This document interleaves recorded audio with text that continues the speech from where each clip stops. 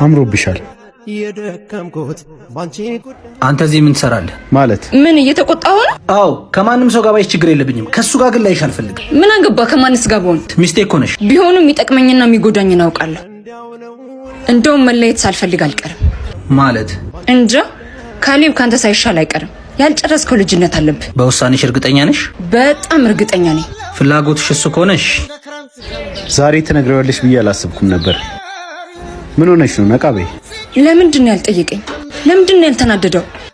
መለየት ፈልግ ነበር ማለት ነው? ምክንያቱም ምን ይሰራልሻል? አንዴ የተለያያችሁ አይደል እንዴ? መጠየቅም አለብህ። መለየት ትፈልግ ነበር?